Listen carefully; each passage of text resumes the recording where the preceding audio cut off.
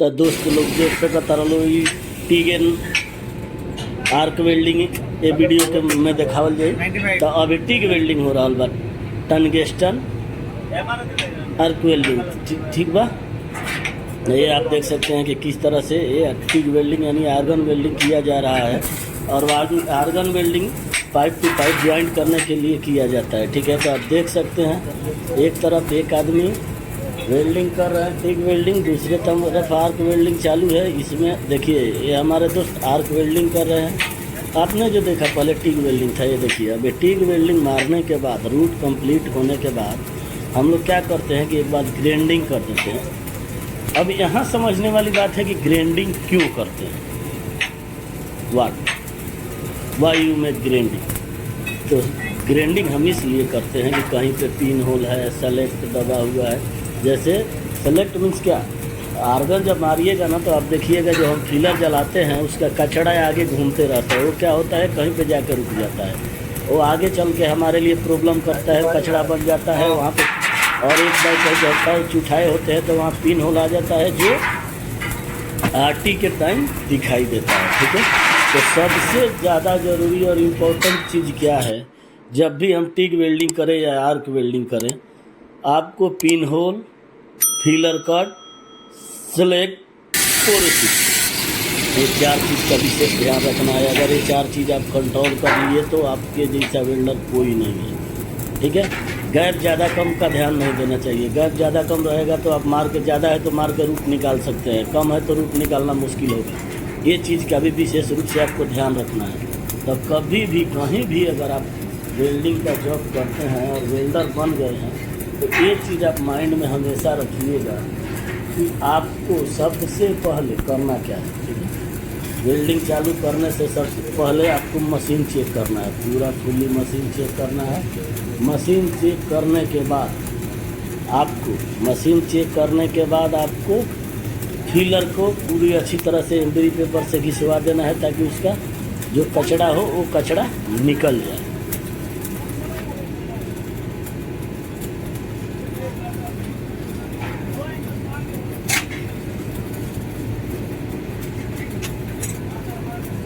और आर्गन में जानते हैं प्रॉब्लम क्या होता है, आर्गन में ये प्रॉब्लम होता है कि कहीं भी आप जब वेल्डिंग कर रहे हैं ना तो जहाँ हम स्टार्ट करते हैं जितना मारते जाते हैं उतना वो अपने तरफ खींचते जाता है, यानी ज्वाइंट को क्लोज करते जाता है, ज्वाइंट को एकदम नज़दीक करते जाता है। तो ये चीज़ आपको हमेशा ध्यान में रखना है और ध्यान में रखते हुए ये काम करना है कि हम एंड तक जाते जाते पूरा क्लोज ना हो जाए। इसलिए क्लीट वहीं काटे, जब मार के क्लीट के पास चले आए हैं तब तो क्लीट को कटिंग कीजिए और क्लीट अपने हिसाब से मारिए, क्योंकि थिकनेस जितना रहता है वो हिसाब से क्लीट लगाना चाहिए और इतना दूरी पे क्लीट लगाना चाहिए ताकि आपको आगे चल के प्रॉब्लम ना आए। क्योंकि जब क्लीट कटिंग करेंगे ना तो आर्गन मारते जब ज्वाइंट खींचता है और आगे जाके पूरा गैप कम हो जाएगा, जिसकी वजह से आप वेल्डिंग नहीं कर पाएंगे, आपका रूट नहीं निकलेगा। तो विशेष रूप से एक चीज़ ध्यान दीजिएगा, अगर आप हमारे चैनल पर नए हैं तो हमारे चैनल को जरूर सब्सक्राइब कर लीजिएगा, वीडियो को लाइक जरूर कीजिएगा, अपने दोस्तों में शेयर करना मत भूलिएगा। ये चीज़ आप हमेशा ध्यान में रखिएगा। ठीक है,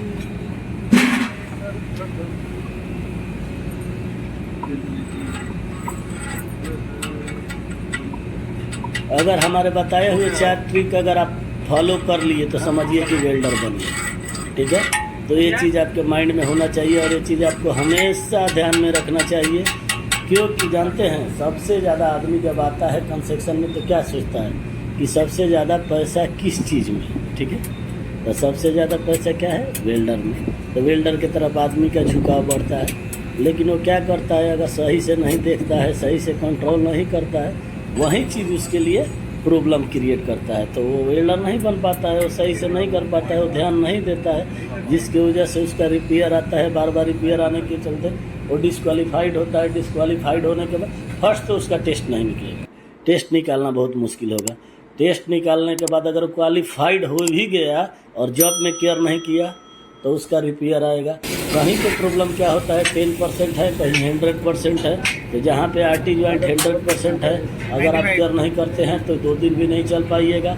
जहाँ 10% है उससे भी खतरनाक है, क्योंकि एक अगर आपका रिपेयर आ गया तो प्लांटी में 2 आएगा, 2 आ गया तो 4 आएगा, 4 आएगा तो 6 आएगा, उसके बाद आपको डिस्क्वालीफाइड कर दिया जाएगा, उसके बाद आप वेल्डिंग नहीं मार सकते हैं।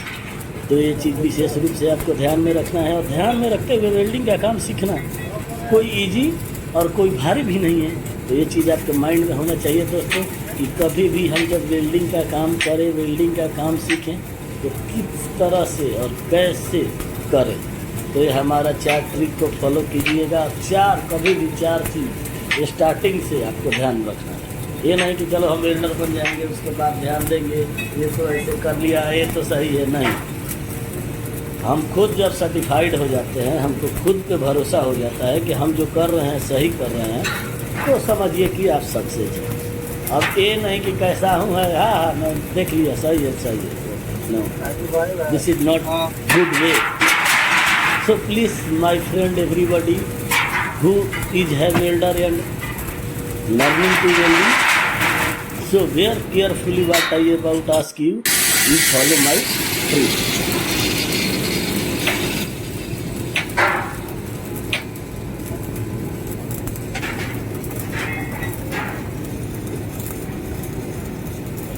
You follow my trip so anybody not touch you, so please have my request, you subscribe to my channel and not forget to bell icon, you make bell icon so next video coming yearly, what time I upload that time you see my video and watch it.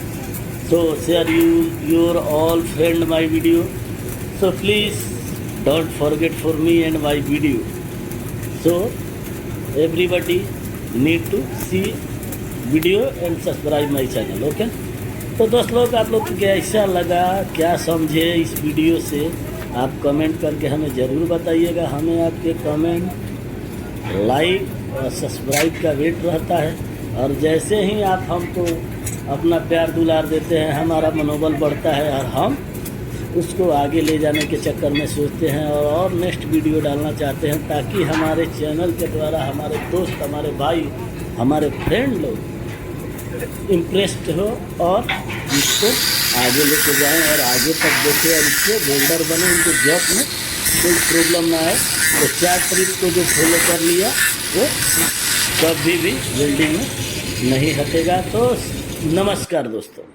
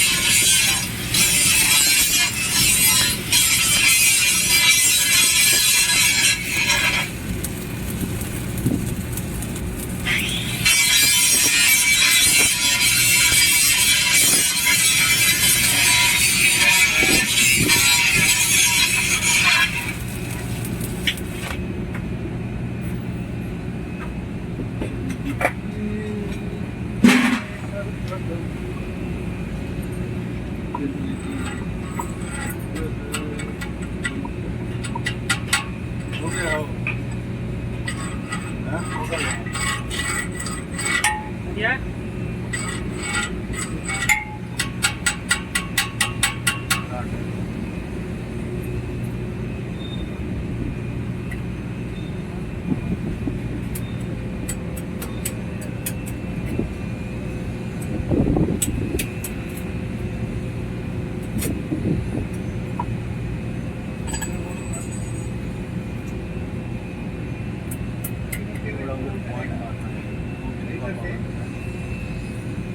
Point